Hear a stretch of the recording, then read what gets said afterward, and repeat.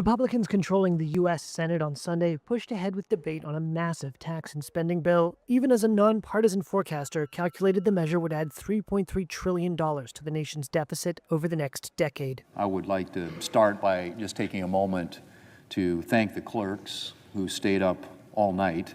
Republican Senate Majority Leader John Thune helped shepherd what President Donald Trump has dubbed the One Big Beautiful Bill. The One Big Beautiful Bill Act toward passage, despite stalwart Democratic opposition and the defections of two members of his own Senate faction.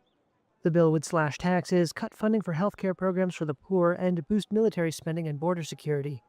A version passed the U.S. House of Representatives last month, and some were already balking at the price tag. The Nonpartisan Congressional Budget Office, or CBO, on Sunday morning said the Senate version would cost an additional $800 billion. Republicans are about to pass the single most expensive bill in U.S. history. Here's Democratic Minority Leader Chuck Schumer. Look, Republicans can use whatever budgetary gimmicks they want to try and make the math work on paper, but you can't paper over the real-life consequences of adding tens of trillions to the debt.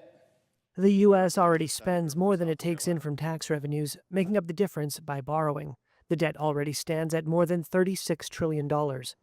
Democrats say the bill's tax cuts would disproportionately benefit the wealthy at the expense of social programs for lower-income Americans. Republicans, who have long voiced concern about growing U.S. deficits and debt, have rejected the CBO's long-standing methodology to calculate the cost of legislation.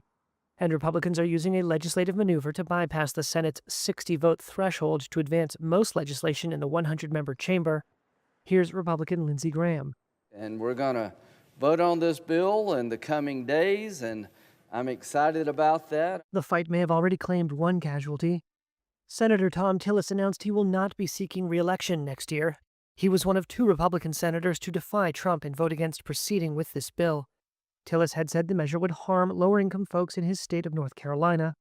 Trump threatened to back a primary challenger in retribution for Tillis's Saturday night vote against the bill.